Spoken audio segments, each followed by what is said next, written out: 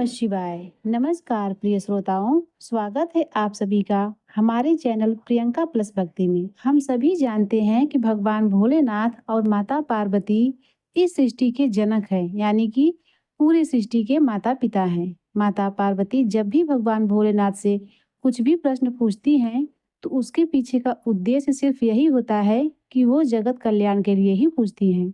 इसी तरह एक दिन माता पार्वती भगवान भोलेनाथ से कहती हैं कि हे भगवान, मेरे मन में यह प्रश्न है। हम सभी जानते हैं कि ओम मंत्र के उच्चारण से मन को शांति मिलती है और सकारात्मकता बढ़ती है। पर क्या इस मंत्र का कोई और भी रहस्य है? लोग कहते हैं कि जो व्यक्ति इस मंत्र का नियमित जाप करता है, वह बहुत धनी भी बन जाता है। आखिरकार इस मंत्र में ऐसा क्या है जो लोगों को इतना समृद्धि बनाता है? भगवान शिव मुस्कुराए और बोले, हे देवी पार्वती, आज तुमने जो प्रश्न पूछा है वह अत्यंत महत्वपूर्ण है। यह बात हर मानव के लिए आवश्यक है। जो इस ओमकार का रहस्य जान लेता है, उसे ओमकारेश्वर की वह पहली चाबी मिल जाती है, जिससे वह सबसे बड़े खजाने के सभी ताले खोल सकता है। इससे न केवल वह संसार का सबसे अमीर व्यक्ति बन सकता है, बल्कि आत्मा के वास्तविक स्वरूप को भी जान लेता है। ओम मंत्र का जाप करके लोग कैसे समृद्ध होते हैं, यह जानने के लिए तुम्हें एक कथा सुनाता हूँ। इसे ध्यान पूर्वक पूरा सुनना। पार्वती जी ने उत्सुकता से कहा, कृपा कीजिए प्रभु, मुझे वह कहानी सुनाइए। तब महादेव ने कथा सुनाना आरंभ किया। प्राचीन काल में एक सन्यासी था। उसे लगा कि एक गुप्त मंत्र से बड़े बड़े खजाने के ताले तोड़े जा सकते हैं। इस गुप्त मंत्र की तलाश में वह एक बड़े आश्रम में गया और आचार्य से बोला, हे आचार्य, मुझे कोई मूल्यवान गुप्त मंत्र दीजिए। आचार्य ने कहा, मैं तुम्हें मंत्र अवश्य दूंगा, परंतु उसके बदले तुम्हें कई वर्षों तक यहाँ रहकर मेरी सेवा करनी होगी। सन्यासी मान गया और सालों तक सेवा करता रहा। एक दिन जब सन्यासी ने पुनः आचार्य से वह मंत्र मांगा, तो आचार्य ने कहा, ठीक है, मैं तुम्हें मंत्र देता हूँ, परंतु इसे मैं तुम्हारे कान में कहूंगा। सन्यासी उसके पास गया और आचार्य ने उसके कान में ओम मंत्र का जाप किया। सन्यासी बहुत प्रसन्न हुआ। उसे लगा कि अब उसे मंत्र मिल गया है और वह अपनी सारी गरीबी दूर कर लेगा। वह खजाना ढूंढेगा और अमीर बन जाएगा। वह आश्रम से चला आया और ओम मंत्र का जाप करने लगा, पर उसे कोई धन की प्राप्ति नहीं हुई। उसे संदेह हुआ कि आचार्य ने उसके साथ धोखा किया है। एक दिन जब वह बाहर निकला, तो उसने एक माँ को अपने बेटे को बुलाते हुए, ओम बेटे यहाँ आओ। सन्यासी चौंक गया। यहाँ तो किसी के बेटे का नाम ओम है। वह और आगे बढ़ा तो कुछ ब्राह्मणों को हरि ओम बोलते हुए सुना। सन्यासी ने सोचा, यहाँ भी ओम बोला जा रहा है।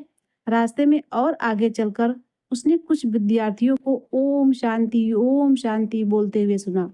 वह सोचने लगा, कहीं ओम वाक्य के आगे बोला जा रहा है तो कहीं पीछे। इस ओम मंत्र को तो सभी जानते हैं, तो यह गुप्त मंत्र कैसे हो सकता है?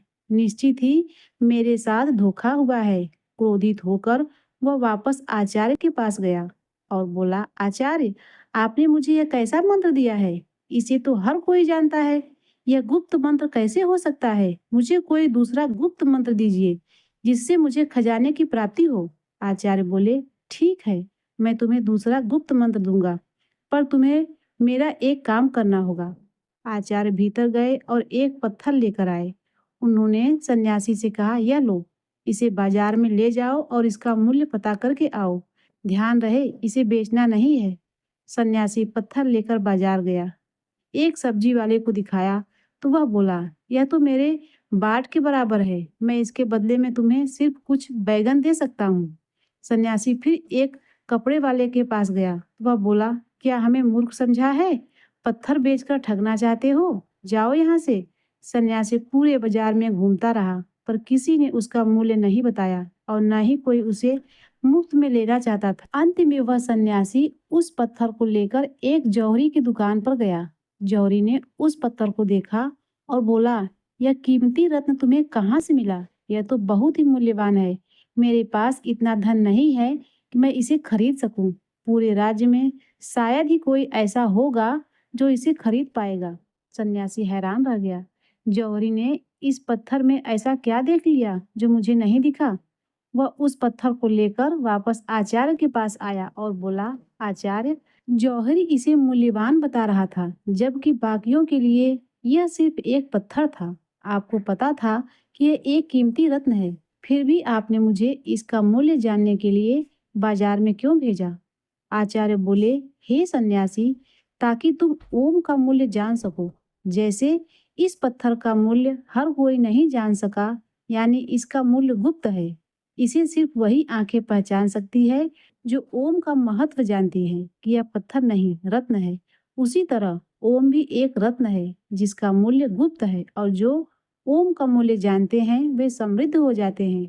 चलो, मैं तुम्हें इसका रहस्य विस्तार से समझाता हूँ। प्रिय श्रोताओं, भगवान भोलेनाथ माता पार्वती को बताया, हे देवी, ओम एक ऐसी प्रकृति ध्वनि है जो बिना किसी टकराव के उत्पन्न होती है। इसे तुम अक्षर, शब्द, ध्वनि या नाद भी कह सकती हो।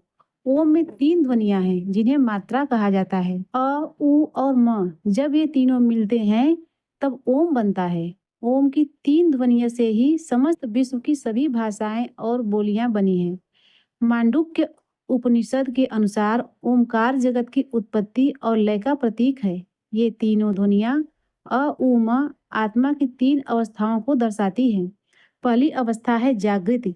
इस अवस्था में आत्मा अपने स्थूल अंगों और इंद्रियों से संसार के भोगों को भोगती है। यह अ की ध्वनि से जुड़ी है। दूसरी अवस्था है स्वप्न।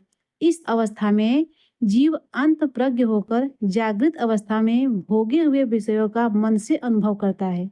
यह ऊ की ध्वनि से जुड़ी है। तीसरा अवस्था है सुषुप्ति। इस स्थिति में जीवात्मा आनंदमय ज्ञान स्वरूप को पाती है और परमानंद को प्राप्त करती है। यह माँ की ध्वनि से जुड़ी है। जब इन तीनों अवस्थाओं से परे आत्मा अद्वैत शिव की ही शिव रह जाती है, तब उसे अनाहत नाद यानी ओम सुनाई देता है।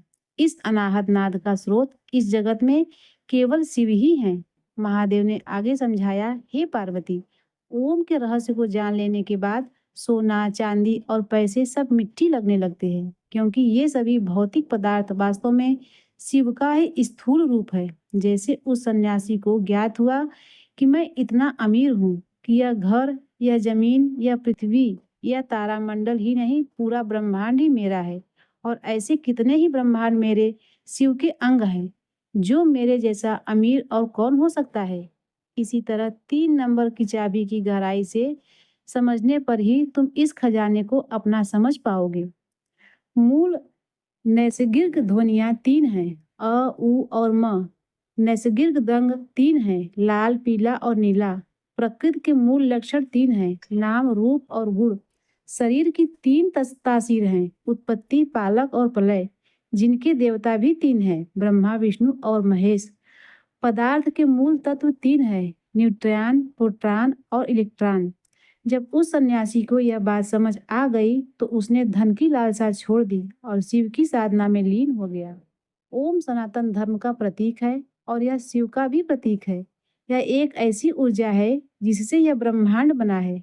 भगवान शिव ने अंत में कहा, जब अलग अलग ध्वनियों को ऊंची आवाज में बजाया जाता है तो शांत पानी में हर ध्वनि का असर अलग अलग है, लेकिन ओम की ध्वनि का असर सबसे अलग होता है।